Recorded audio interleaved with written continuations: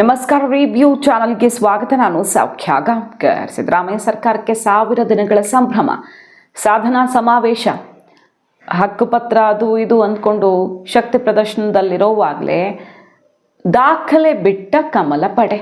ಕೇಂದ್ರದಿಂದ ಬಂದ ದುಡ್ಡನ್ನು ಎಲ್ಲಿಗೆ ಕಳಿಸಿದ್ದಾರೆ ಸಿದ್ದರಾಮಯ್ಯನವರು? ಹಾಗಾದರೆ ಕೇಂದ್ರದಿಂದ ನಮಗೆ ಕರ್ನಾಟಕಕ್ಕೆ ಅನ್ಯಾಯ ಆಗ್ತಾ ಇದೆ ಅಂತ ಪದೇ ಪದೇ ಕೆಸರಚಾಟ BJP ಕಾಂಗ್ರೆಸ್ ನಡುವೆ ಆಗ್ತಾನೆ ಇರುತ್ತಲ್ವ. ಅಂಥದ್ರಲ್ಲಿ ಕೇಂದ್ರದಿಂದ ಬಂದ ದುಡ್ಡು ಯಾರ ಪಾಲಾಗಿದೆ? ದಾಖಲೆ ಇಟ್ಟ ಕಮಲ ಪಡೆ. 1000 ದಿನಗಳ ಸರ್ಕಾರದ ಮಹಾ ಎಡವಟ್ಟು, ಸಾವಿರಾರು ಎಡವಟ್ಟುಗಳು ಅಂತ ಈಗ ಅಭಿಯಾನ ಹೋರಾಟ ಎಲ್ಲ ರಾಜ್ಯ BJPಗರು ಶುರು ಮಾಡಿರೋ ಹೊತ್ತಲ್ಲೇ ಡೆಲ್ಲಿ ದಾಖಲೆಯನ್ನು ಇಡ್ತಾ ಇದ್ದಾರೆ. ಡೀಟೇಲ್ಸ್ ನೋಡ್ತಾ ಹೋಗೋಣ. ಮಿಸ್ ಮಾಡದೆ ನಮ್ಮ ಚಾನಲ್ನ ಸಬ್ಸ್ಕ್ರೈಬ್ ಮಾಡಿ, ನಿಮ್ಮ ಅಭಿಪ್ರಾಯ ಕಮೆಂಟ್ ಮಾಡಿ ತಿಳಿಸಿ. ವೀಕ್ಷಕರೇ, ಸಿದ್ದರಾಮಯ್ಯನವರ ವಿರುದ್ಧ BJP ಬಿಟ್ಟಿರೋದು ಏನು? ಹಾಗಾದರೆ ಯಾವೆಲ್ಲ ಅಂಶಗಳನ್ನು ಹೊರಗಿಡ್ತಾ ಇದೆ? ಕೇಂದ್ರದಿಂದ ಬರುವ ವಿಶೇಷ ಅನುದಾನವನ್ನು ಡೈವರ್ಟ್ ಮಾಡಲಾಗಿದೆ. ಸಿದ್ದರಾಮಯ್ಯ ಸರ್ಕಾರ ಯಾವ ಸ್ಥಿತಿಯಲ್ಲಿದೆ ಅಂದರೆ, ಕೇಂದ್ರ ಕೊಡ್ತಿರುವ ದುಡ್ಡು ಕೂಡ ಬಳಸಿಕೊಳ್ತಾ ಇಲ್ಲ. ಎಲ್ಲ ರಾಜ್ಯಕ್ಕೂ ಕೂಡ ಗ್ರ್ಯಾಂಟ್ ಹೋಗುತ್ತೆ. ಕೇಂದ್ರ ಸರ್ಕಾರ ಎಲ್ಲ ರಾಜ್ಯಕ್ಕೆ ಸ್ಪೆಷಲ್ ಗ್ರ್ಯಾಂಟ್ ಅಂತ ಇಟ್ಟಿರ್ತಾರೆ. ಅದನ್ನು ಹಂತ ಹಂತವಾಗಿ ಕೇಂದ್ರ ಸರ್ಕಾರ ರಾಜ್ಯಕ್ಕೆ ಬಿಡುಗಡೆ ಮಾಡ್ತಾ ಹೋಗುತ್ತೆ. ಅದಕ್ಕೆ ಸಂಬಂಧಪಟ್ಟಂತೆ ಆ ಗ್ರ್ಯಾಂಟ್ ಯಾವ ರೀತಿ ಯೂಸ್ ಆಗಿದೆ ಅಂತ ಕೇಂದ್ರಕ್ಕೆ ರಿಪೋರ್ಟ್ ಕೂಡ ಕೊಡಬೇಕಾಗತ್ತೆ ರಾಜ್ಯ ಸರ್ಕಾರ. ಆದರೆ ಇಲ್ಲಿ ಫೇಕ್ ಮಾಡಿ ಹಣವನ್ನು ಡೈವರ್ಟ್ ಮಾಡಿದ್ದಾರೆ ಅನ್ನುವ ಗಂಭೀರ ಆರೋಪ ಕೇಳಿಬಂದಿದೆ. 1000 ಕೋಟಿ ಗ್ರ್ಯಾಂಟ್ ಬಂದಿದ್ದು ಕೇಂದ್ರ ಸರ್ಕಾರದಿಂದ ಸ್ಪೆಸಿಫಿಕ್ ಒಂದು ಡಿಪಾರ್ಟ್ಮೆಂಟ್ಗೆ ಹೋಗಬೇಕು, ಇಂಥದ್ದಕ್ಕೆ ಹೋಗಬೇಕು ಅಂತ ಕೊಡ್ತಾರೆ. ಆದರೆ ಇಲ್ಲಿ ಹಂಗಾಗಿಲ್ಲ. ಯುಟಿಲೈಸೇಷನ್ ಸರ್ಟಿಫಿಕೇಟನ್ನು ಒತ್ತಡ ಹಾಕಿ, ಒಂದು ಪರ್ಟಿಕ್ಯುಲರ್ ಇಲಾಖೆ ಮೇಲೆ ಒತ್ತಡ ಹಾಕಿ ಫೇಕ್ ಸರ್ಟಿಫಿಕೇಟ್ ಮಾಡಿಸ್ಕೊಂಡು ಹಣವನ್ನು ಖರ್ಚು ಮಾಡಲಾಗಿದೆ ಅಥವಾ ಡೈವರ್ಟ್ ಮಾಡಿ ಬೇರೆ ಕಡೆ ಯೂಸ್ ಮಾಡಿಕೊಳ್ಳಲಾಗಿದೆ. ಅದರ ಅರ್ಥ ಏನು? ಮಿಸ್ಯೂಸ್ ಆಗಿದೆ ಅನ್ನುವಂಥ ಗಂಭೀರವಾದಂಥ ಒಂದು ದಾಖಲೆಯನ್ನು ಬಿಟ್ಟಿದ್ದಾರೆ. ಕೇಂದ್ರ ಸರ್ಕಾರ ಯಾವ ಡಿಪಾರ್ಟ್ಮೆಂಟ್ಗೆ ಕೊಡುತ್ತೆ, ಎಷ್ಟು ಕೊಟ್ಟಿತ್ತು? 1323 ಕೋಟಿ 96 ಲಕ್ಷ ರೂಪಾಯಿ ಕೇಂದ್ರದಿಂದ ರಾಜ್ಯಕ್ಕೆ ಬಂದಿರುವಂಥ ಸ್ಪೆಷಲ್ ಗ್ರ್ಯಾಂಟು ಈಗ ಎಲ್ಲಿಗೆ ಹೋಗಿದೆ ಈ ದುಡ್ಡು ಅನ್ನೋದನ್ನು ಹೇಳಿ ಸಿದ್ದರಾಮಯ್ಯನವರು. ಇಷ್ಟು ಬಂದಿದೆ, ಇಂಥ ಇಲಾಖೆಗೆ ಬಂದಿದೆ, ಎಲ್ಲಿ ಹೋಯಿತು ಈ ದುಡ್ಡು ಅಂತ BJPಯವರು ಅಸ್ತ್ರವನ್ನು ಪ್ರಯೋಗಿಸಿದ್ದಾರೆ ಸಿದ್ದರಾಮಯ್ಯನವರ ವಿರುದ್ಧ. ಅಲ್ಲಿ ನೋಡಿದ್ರೆ 2 ತಿಂಗಳ ಗೃಹಲಕ್ಷ್ಮಿ ಹಣ ಸ್ಕಿಪ್ ಆಗಿದೆ. ಮೊನ್ನೆನೂ ಲಕ್ಷ್ಮೀ ಹೆಬ್ಬಾಳ್ಕರ್ ಅವ್ರನ್ನ ಕೇಳಿದಾಗ ನಾವು ದುಡ್ಡು ಕೊಟ್ಟಿದ್ದೀವಿ, 26 ಕಂತು ರಿಲೀಸ್ ಆಯಿತು, ಸುಮ್ಮನೆ ಆರೋಪ ಮಾಡ್ತಿದ್ದಾರೆ, 2 ಕಂತಿಂದು ಸಿದ್ದರಾಮಯ್ಯನವ್ರನ್ನ ಕೇಳ್ಕೊಳ್ಳಿ ಅಂದ್ಬಿಟ್ರು ಲಾಸ್ಟಲ್ಲಿ. BJP MLA ಮಹೇಶ್ ತೆಂಗಿನಕಾಯಿ ಅವರು ಈ ವಿಚಾರ ಎತ್ತದೇ ಇದ್ದಿದ್ರೆ ಜನಕ್ಕೂ ಗೊತ್ತಾಗ್ತಿರ್ಲಿಲ್ಲ, ಯಾರಿಗೂ ಗೊತ್ತಾಗ್ತಿರ್ಲಿಲ್ಲ ಈ ವಿಚಾರ. 2 ತಿಂಗಳದ ಮಧ್ಯದ್ದು ಸ್ಕಿಪ್ ಮಾಡಲಾಗಿದೆ ಅಂತ. 5,000 ಕೋಟಿ ಹಣ, 1-2 ರೂಪಾಯಿ ಹಣ ಅಲ್ಲ, 5,000 ಕೋಟಿ. ಆಮೇಲೆ ಮುಂದಿನ ಕೊಟ್ಕೊಂಡು ಬಂದಿದ್ದಾರೆ, ಹಿಂದಿನ ಕೊಟ್ಟಿದ್ದಾರೆ, ಮಧ್ಯದ ಸ್ಕಿಪ್ ಮಾಡಿಬಿಟ್ಟಿದ್ದಾರೆ. ಸೊ ಅದು ಎಲ್ಲಿ ಹೋಯ್ತು ಅನ್ನೋದು ಪ್ರಶ್ನೆ ಬಂದಾಗ ಆರ್ಥಿಕ ಇಲಾಖೆ ಸಿದ್ದರಾಮಯ್ಯನವರು ಅಂತ ಲಕ್ಷ್ಮೀ ಹೆಬ್ಬಾಳ್ಕರ್ ಅವರು ಕೈ ತೋರಿಸ್ತಾರೆ. ಸಿದ್ದರಾಮಯ್ಯನವರು ಆಯಿತು, ಇದು ನಮ್ಮ ಗಮನಕ್ಕೆ ಬಂದಿದೆ, ನೋಡೋಣ ಅಂತಷ್ಟೇ ಸೆಷನಲ್ಲಿ ಉತ್ತರ ಕೊಟ್ಟರು. ಇನ್ನೂ ಅದ್ರ ಬಗ್ಗೆ ಪತ್ತೆ ಇಲ್ಲ. ಈಗ ಕೇಂದ್ರದಿಂದ ಬಂದಿರುವ 1000 ಕೋಟಿ ಹಣ ಎಲ್ಲಿಗೆ ಹೋಗಿದೆ, ಉತ್ತರ ಕೊಡಿ ಅಂತ ದಾಖಲೆಯನ್ನು ಇಟ್ಟಿದ್ದಾರೆ. ಹಣಕಾಸು ಇಲಾಖೆ ಕೃಷ್ಣಾ ನಿಗಮದ ಮೇಲೆ ಒತ್ತಡ ಹಾಕಿ ನಕಲಿ ದಾಖಲೆಯನ್ನು ಮಾಡಿಸ್ಕೊಂಡಿದೆಯಂತೆ. BJP ಹೇಳ್ತಿರೋದು ನಕಲಿ ದಾಖಲೆ ಪತ್ರ ಕೊಡುವಂತೆ ಒತ್ತಡ ಹಾಕಿದ್ದಾರೆ. ಕೃಷ್ಣಾ ನಿಗಮಕ್ಕೆ ಬಿಡುಗಡೆಯಾದ ಹಣ ಬೇರೆ ಬೇರೆ ಇಲಾಖೆಗಳಿಗೆ ವರ್ಗಾವಣೆ ಮಾಡಿಕೊಂಡಿದ್ದಾರೆ. ಅದಕ್ಕೊಂದು ಆಧಾರ ಬೇಕಲ್ವ, ಇಷ್ಟು ಬಂದಿದೆ, ಅದನ್ನು ಎಲ್ಲಿ ಕಳಿಸಿದ್ರು, ಏನಕ್ಕೆ ಉಪಯೋಗಿಸಿದ್ರು, ಲೆಕ್ಕ ಬೇಕಲ್ವ. ಈಗ ಅದನ್ನು ಕೊಡಿ ಸಿದ್ದರಾಮಯ್ಯನವರೇ ಅಂತ ಕೇಳ್ತಿದ್ದಾರೆ. ಹಣಕಾಸು ಇಲಾಖೆಗೆ ಒತ್ತಡ ಹಾಕಿ ಫ್ಯಾಬ್ರಿಕೇಟೆಡ್ ಯುಟಿಲೈಸ್ ಸರ್ಟಿಫಿಕೇಟನ್ನು ಮಾಡಿಸ್ಕೊಂಡಿದ್ದಾರೆ. ಎಷ್ಟು ದೊಡ್ಡ ಅಕ್ರಮ ನಡೀತಿದೆ, ಎಲ್ಲಿಗೆ ಹೋಯ್ತು ದುಡ್ಡು ಅಂತ BJP ಕೇಳ್ತಾ ಇರೋದು. ಈಗ 1000 ದಿನ 1000 ಎಡವಟ್ಟು ಅನ್ನೋ ಹೆಸರಲ್ಲಿ ಸಿದ್ದರಾಮಯ್ಯ ಸರ್ಕಾರದ ವಿರುದ್ಧ ಹೋರಾಟಕ್ಕಿಳಿದಿರುವಂಥ BJP ಈಗ ದಾಖಲೆಯನ್ನು ಬಿಟ್ಟಿರೋದು. ಅದರ ಜೊತೆಗೆ ನೋಡಿ, ಸುನಿಲ್ ಕುಮಾರ್ ಕಾರ್ಕಳ ಒಂದು ಗಂಭೀರವಾದ ಪ್ರಶ್ನೆ ಎತ್ತಿದ್ದಾರೆ. ಸಿದ್ದರಾಮಯ್ಯನವರ ಸಹಿ ಬಿದ್ದಂತಹ ಆ ಪತ್ರದ ರಹಸ್ಯ ಏನು ಅಂತ. CM ಸಹಿ ಇರುವ ಪತ್ರವೇ ನಕಲಿಯಾಗಿಬಿಟ್ಟಿದೆ ಅಂದರೆ, ವರ್ಗಾವಣೆ ವಿಚಾರದಲ್ಲಿ ಈ ಪತ್ರನೇ ನಕಲಿ ಅಂದುಬಿಟ್ರೆ ಈಗ CM ಕಚೇರಿ ಹಾಗಾದರೆ ಹೇಗೆ ಕಾರ್ಯನಿರ್ವಹಿಸ್ತಾ ಇದೆ, ಯಾರು ಇದನ್ನು ಆಪರೇಟ್ ಮಾಡ್ತಿದ್ದಾರೆ ಹೇಳಬೇಕಲ್ವ ಅದಕ್ಕೆ ಉತ್ತರನ. ಈಗ ಕುರ್ಚಿಯ ಮೇಲಷ್ಟೇ ಗಮನ ಇಟ್ಟಿರೋ ಸಿದ್ದರಾಮಯ್ಯನವ್ರಿಗೆ ಇದು ಗೊತ್ತಾಗ್ತಿಲ್ವಾ ಅಥವಾ ಗೊತ್ತಾದರೂ ಸಹಿಸಿಕೊಳ್ಳಬೇಕಾದ ಪರಿಸ್ಥಿತಿ ಇದೆಯಾ?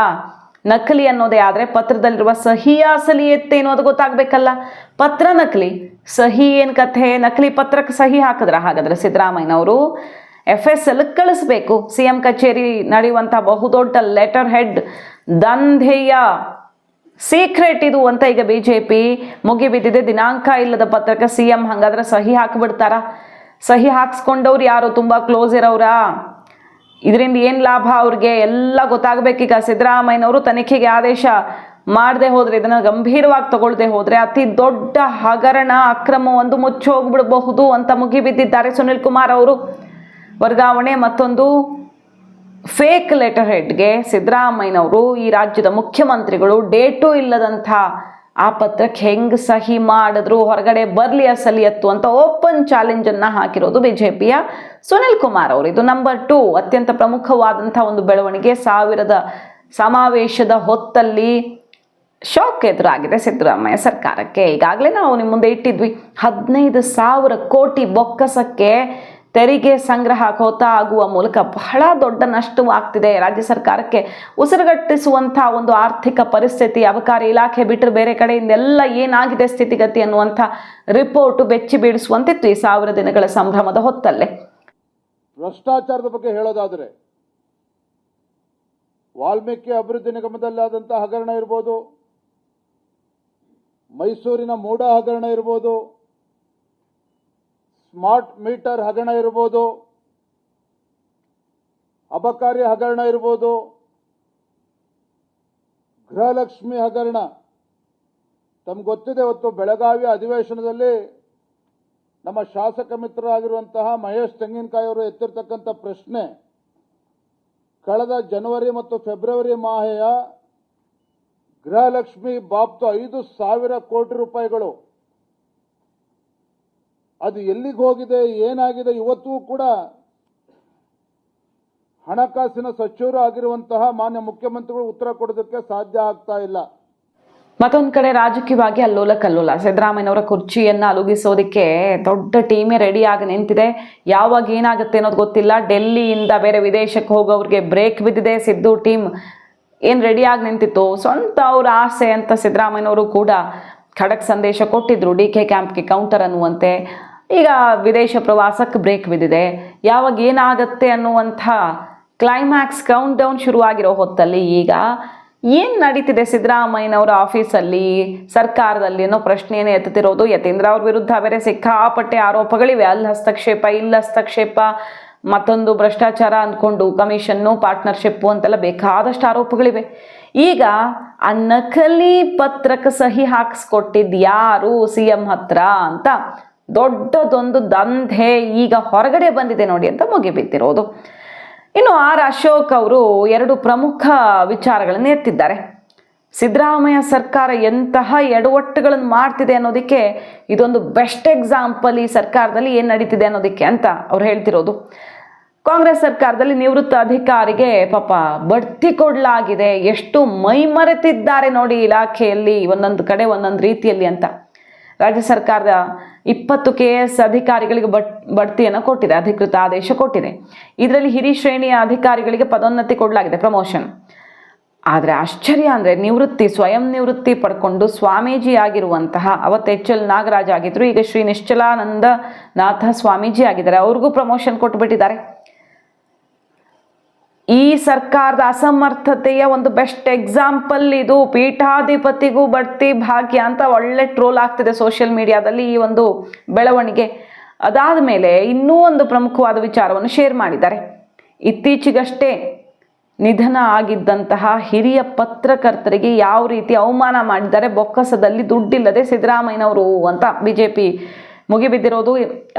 ವಿಧಾನ ಪರಿಷತ್ ಮಾಜಿ ಸದಸ್ಯರು ಶ್ರೀರಾಮಯ್ಯನವರು ಹಿರಿಯ ಪತ್ರಕರ್ತರು ಕೂಡ ಆಗಿದ್ರು. ಅವರು ಅಂತ್ಯ ಸಂಸ್ಕಾರವನ್ನು ಸಕಲ ಸರ್ಕಾರಿ ಗೌರವಗಳೊಂದಿಗೆ ಮಾಡ್ತೀವಿ ಅಂತ CM ಹೇಳೋದನ್ನು ಹೇಳಿಬಿಟ್ಟಿದ್ದಾರೆ. ಕಾಂಗ್ರೆಸ್ ಸರ್ಕಾರ ಸರ್ಕಾರಿ ಗೌರವಕ್ಕೆ ಎಲ್ಲ ತಯಾರಿನೂ ಮಾಡಿಬಿಟ್ಟಿದೆ. ಆದರೆ ಎಷ್ಟೆಷ್ಟು ಖರ್ಚಾಯಿತು ಅಂತ ರಾಮಯ್ಯನವ್ರ ಕುಟುಂಬಕ್ಕೆ ಬಿಲ್ ಕಳಿಸ್ಕೊಟ್ಟಿದ್ದಾರಂತೆ. ಹೌದೇನ್ರಿ? ಅಷ್ಟು ಹೀನಾಯ ಸ್ಥಿತಿಯಲ್ಲಿದೆ ನಿಮ್ಮ ಸರ್ಕಾರ ಅಂತ ಮುಗಿಬಿದ್ದಿದ್ದಾರೆ.